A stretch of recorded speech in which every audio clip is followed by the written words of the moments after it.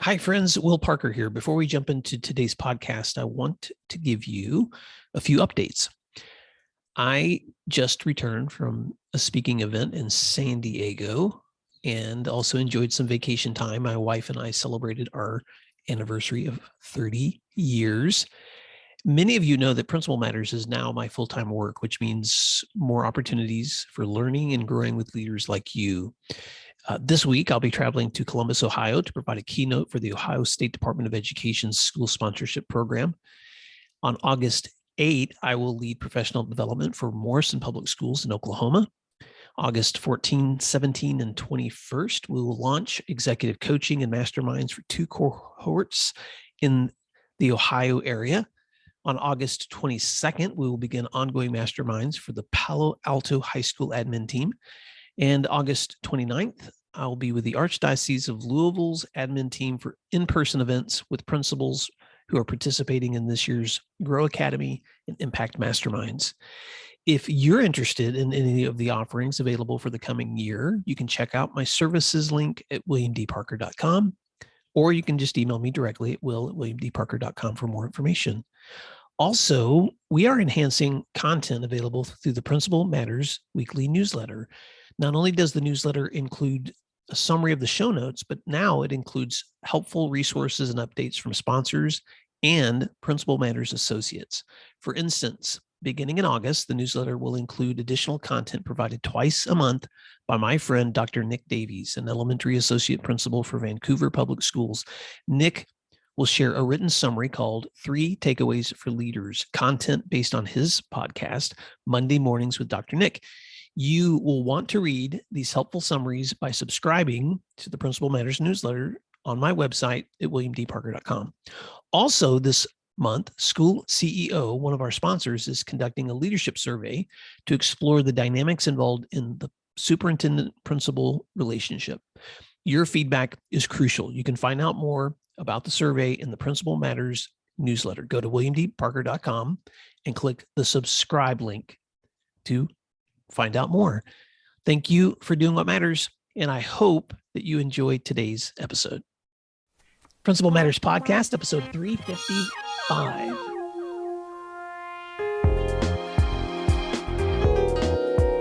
Hi, friends. This is Will Parker, host of Principal Matters, the School Leaders Podcast, where each week we bring you inspiring, innovative, and imaginative ideas for your own school leadership. This week, I'm joined again by my co-host, Jen Schwanke, ASCD author, deputy superintendent from Dublin City Schools. Jen, I'm going to be up there in Columbus at the beginning of August to do opening with some principals in that area. So who knows? You know, we've only met one time face to face. I know. And you said I was tall. What if I've shrunk since then? We should somehow get in a room together too. So I'll let you know before I come there, so that maybe there's a chance. Maybe I could come see Dublin Schools. I've never even seen one of your schools. Oh, you would love it. You would love it. Which is how I'm going to open this week's conversation, because I want to talk about reflective coaching. And so let me set the stage, if it's okay, Jen. Well, yeah, you can. Although I think listeners will probably hear the laughter in both of our voices, because we were just cracking up, listeners, because I'm going to set the stage before Will sets the stage. Okay. We were chatting and he was thinking, and it got very quiet. And then he said, I'm going to tell you what I'm thinking. And now, Will, tell them what you were thinking that made me crack up.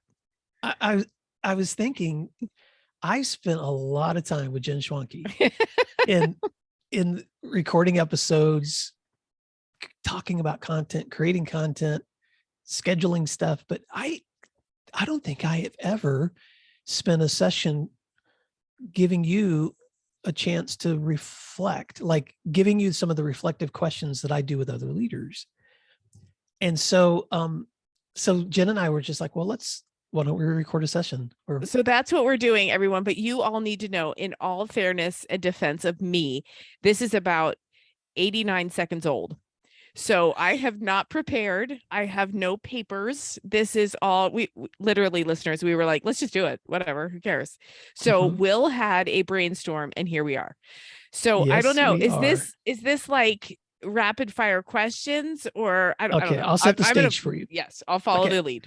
So I'm going to set the stage for you, Jen. So several years ago, I had the privilege of going through some training with the National Association of Elementary School Principals on coaching cycles, along with my colleague at that time, Glenn Absher, who leads the Elementary Association in Oklahoma. And we met with some leaders from across the U.S., including a now longtime friend of mine, Robin Hamasaki, who was leading a coaching and mentoring program with the Department of Education in Colorado. Robin is now the director of leadership and learning for the National Association of Secondary School Principals. And you and I know her because she emails us, Jen, talking about PD that we're talking about doing together. And one of the books that we came across during that time was a book called The Coaching Habit by Michael Bugay Stanier. And so Glenn and I bought the book together and we started reading it and working notes on it for some training that we were doing. And I just fell in love with this book because Michael Bugay Stanier uses 7 reflective questions whenever he's coaching his business clients in terms of helping them figure out the goals that they're going to be setting for the next thing that they're going to be doing. And so I actually took these questions and wrote them out.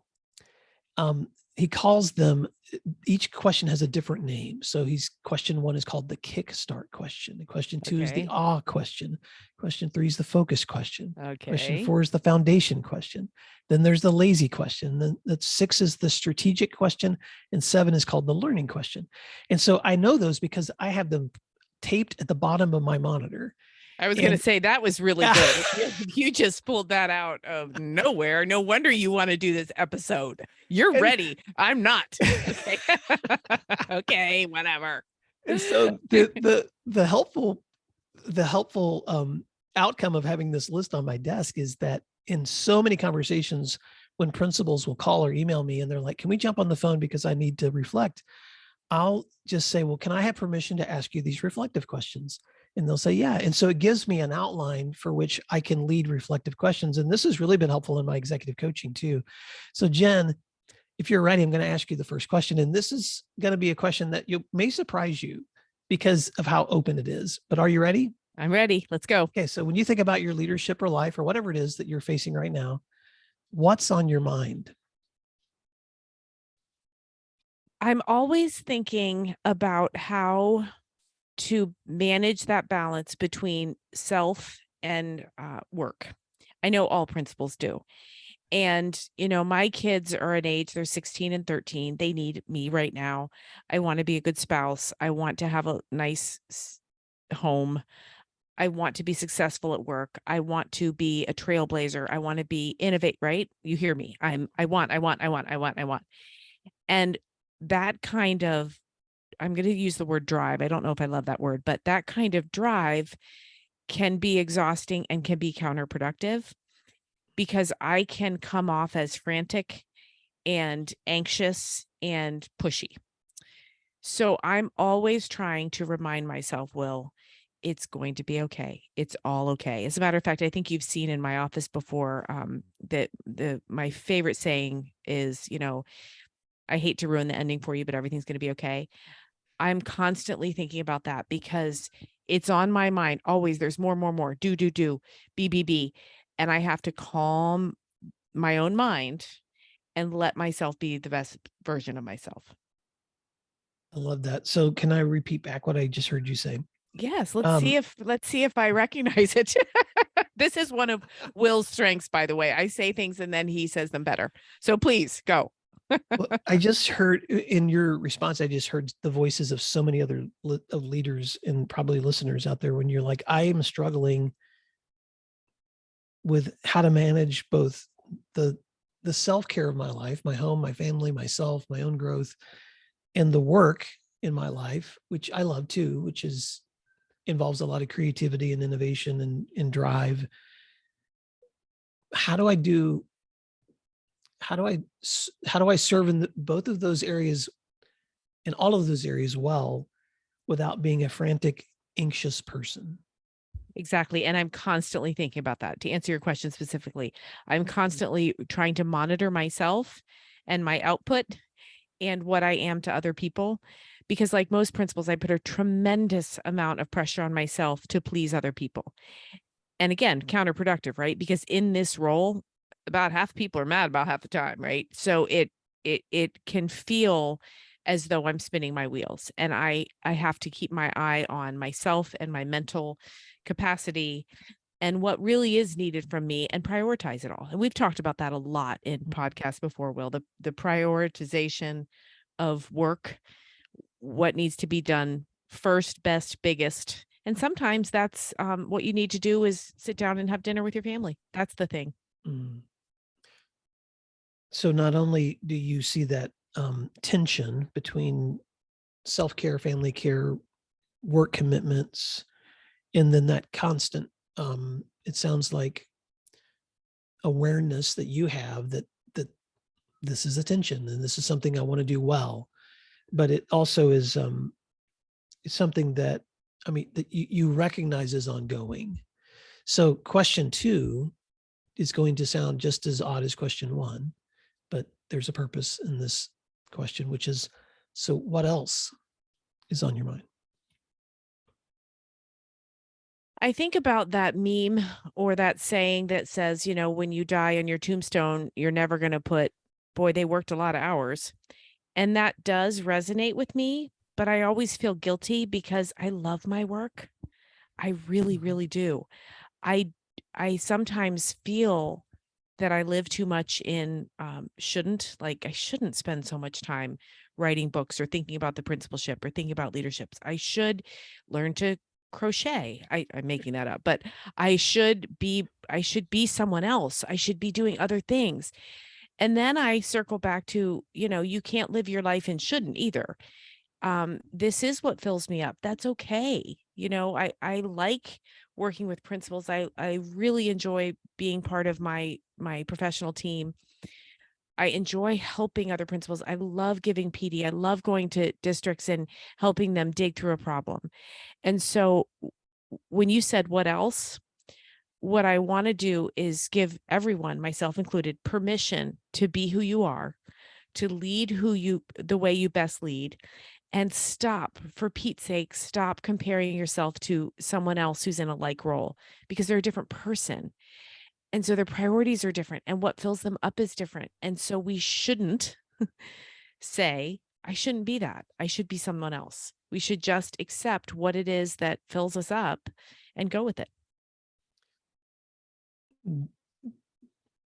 I like that. Permission to be yourself and not to constantly compare yourself to what you see in others or you think others want to see in you. Right. Or whatever ideal you've created for the human being that you are.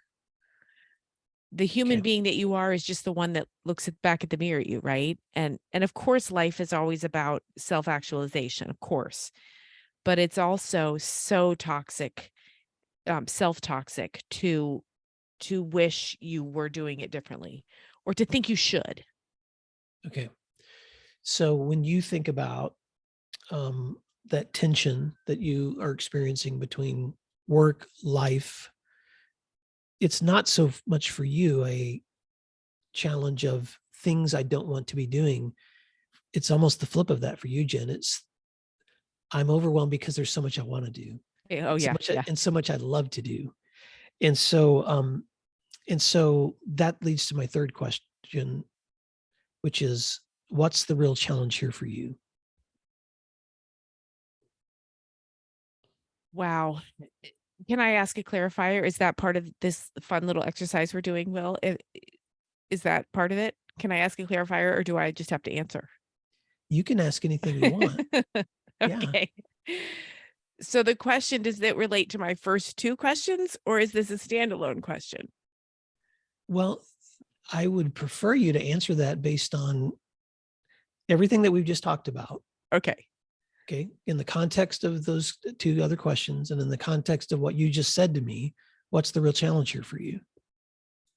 The challenge for me is self-acceptance, to practice what I preach in terms of leadership, to make sure I hang on to my core, which is my family and my children, and being a good person in a very complex world.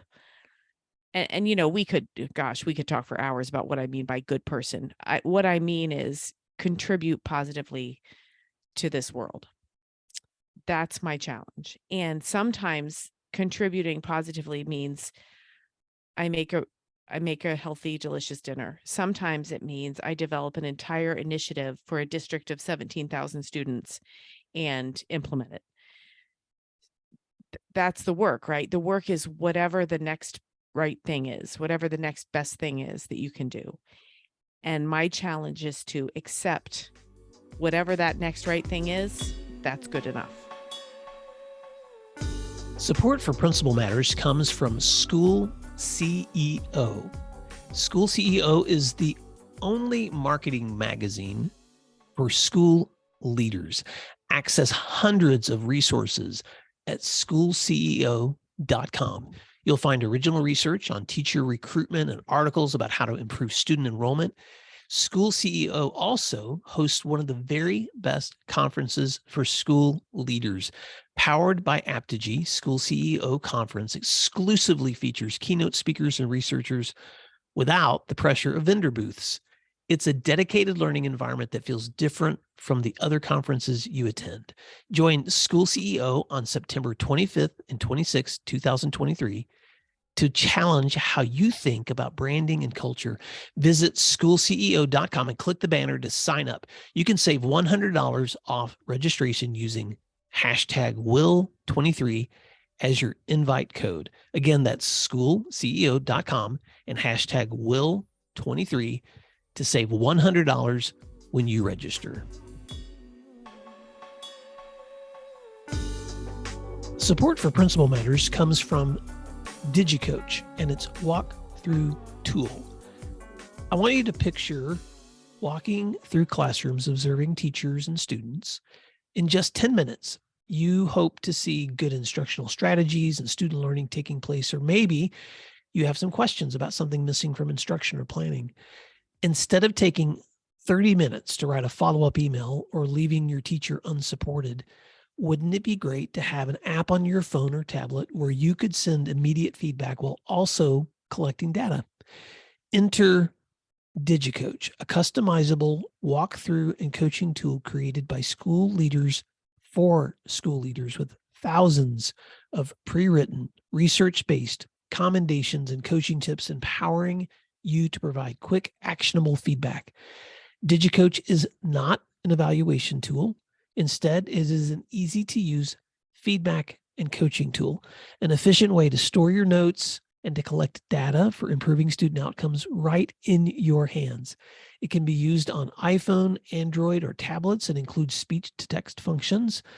Make the most of your walkthroughs with a tool that saves you time and enhances meaningful feedback to your teachers. Go to digicoach.com to learn more, and please tell them Principal Matters recommended you check them out. That's digicoach.com.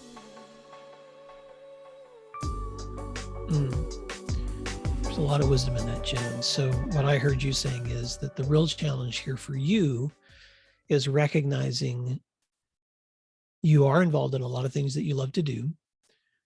And because of the complexity of all of those responsibilities and loves, sometimes you just have to accept that this is my world and it's okay for me to contribute the most positive way that I can in this moment, not contribute in the way that someone else expects me to, or that is an ideal that's way beyond reality. Exactly. And I don't know if you're going to ask a question later that this is better placed there, but I do think it's very complicated by being a female leader. You and I have never really gone down that road in this podcast, but I've thought a lot about that. I've done a lot of research about it. I've talked to a lot of women. And this is educational leadership is a male dominated field. We all know that. And so there are many unique challenges that come with that. And I am a watcher. I am an observer.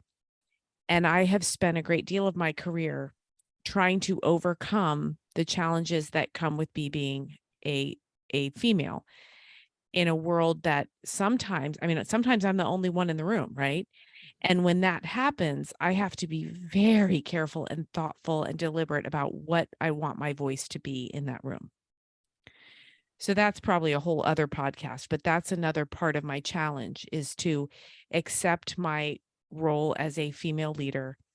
And with that comes things that are unique to females, and make sure that I still have a place among men Mhm. who think very differently than I do. And I'm so lucky because I'm on a team right now with many men, and I don't think we as a team think about that, but I have been on teams before where I thought, don't talk, don't talk. You're not welcome to talk.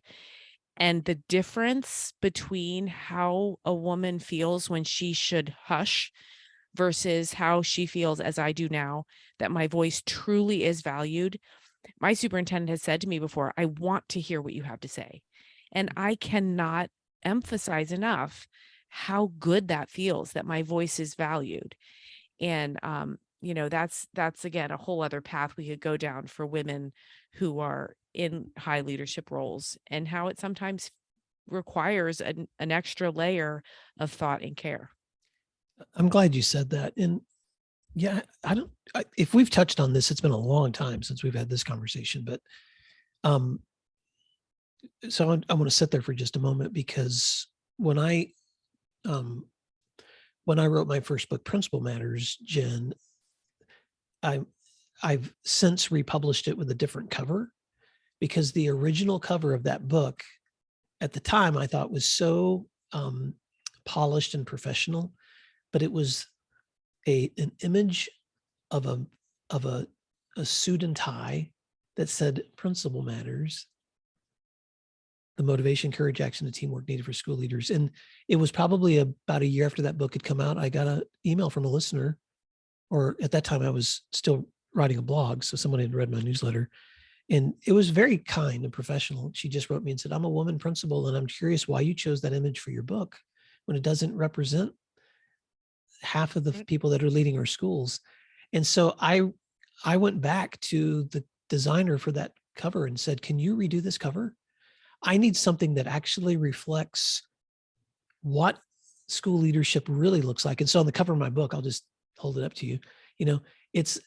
It's multiple hands all together in a pile, all different colored hands, representing a team of people that are together, because that's what leadership is supposed to look like. And so, Jen, I know that it was easy for me to identify that as the first choice I made in the cover of the book, because I wasn't looking, I was only looking through my own eyes, not the eyes of a leader like you, who has to constantly be aware that there are some places where I'm safe to say something, and there are other places where the expectations are going to be more judgy, to use a Brené Brown word.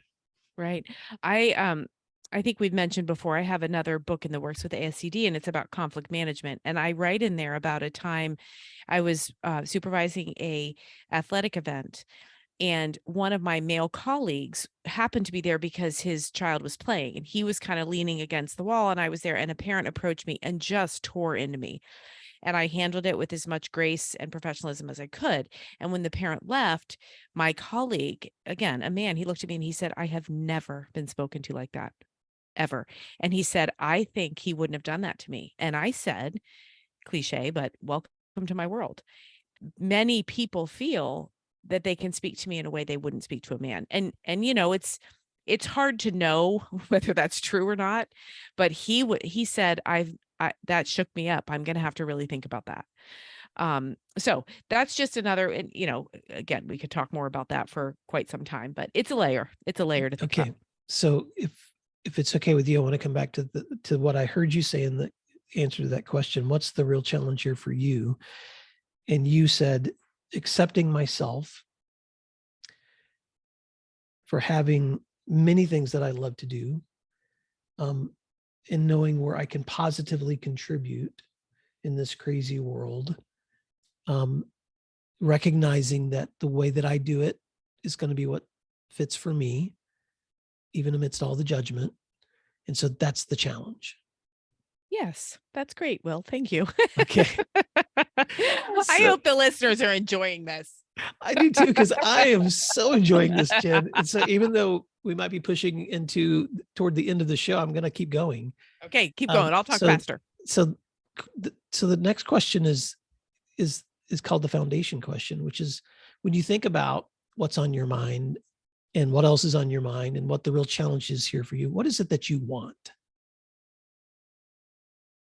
I want to look back and be proud of how I have learned and how I have grown. And I want people to say I helped. I want people to look at me as a giver and a someone who understands the complexities and frailties of every human that crosses my path. Like most people, I struggle with that because, existing in this world isn't a binary. It isn't good or bad. It's much more complicated. But overall, that's what I want. Next question. And again, I'm just asking these questions because they're reflective, not because I'm looking for an answer. But this is called by Michael Bugay Stanier, the lazy question. And I think he calls it the lazy question because it's really nothing he can do about it except ask it. So the question is, how can I help, Jen? I'm going to take a moment and love on Will Parker. You do, and you will continue to, because you do what I want to do, which is lift others. When you and I first met, and gosh, it's been years now, you started with, I don't remember your exact words, but you started with a kind and thoughtful compliment that made me feel like you saw me. And you have never, I don't think we've ever talked once where you didn't say, hey, that was really great, that thought you just had, or wow, you're doing really good work. And I think school leadership is inherently has potential to be very competitive. And that boggles my mind. We're not competing. I've said before, there's room for all of us. And I believe that's what you embody. And the fact that you're out there now doing this full time, modeling the collective lifting of tide, the lifting of tides lifts all ships, or whatever that phrase is. That's what you can and do and will continue to do to help. That's super kind of you, Jen. And true. Thank you. Well, but you do too. And when I come back to that foundation question that you asked, which is what I ask, which is, what do you really want? And you said, I want to be able to look back and know that I've helped. And so what I've heard you expressing in all of your responses to these questions is this yearning to stay focused in the complexity of hard work in life.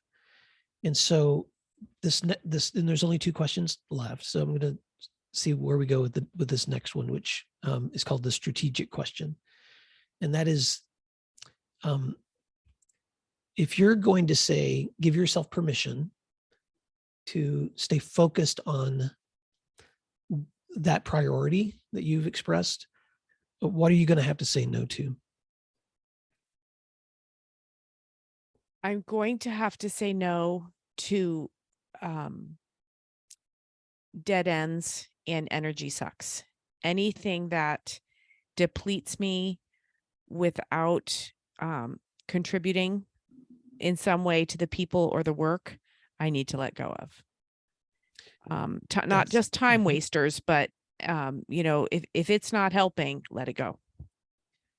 Okay, I've got to stop there and pull back to the listeners for just a second, because what a great answer. And not just because it applies to your life and leadership, Jen, because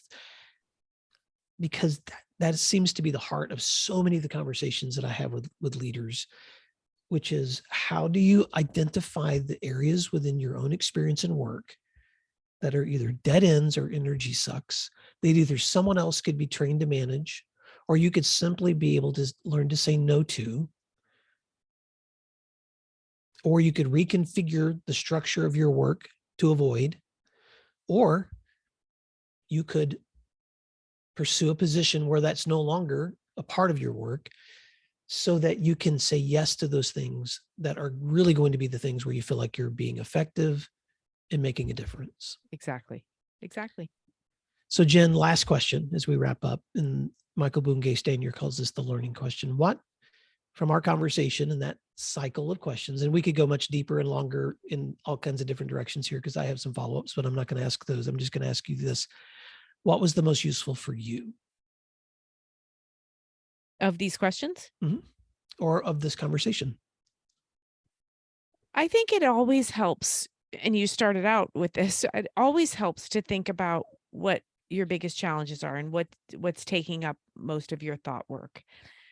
Because so much of what we do is autopilot. Life gets really busy and you get up and you brush your teeth and you take a shower and you go and you go and you go, and then you crash into sleep and then you do it all again. I think it's always helpful to ask any question that forces thought.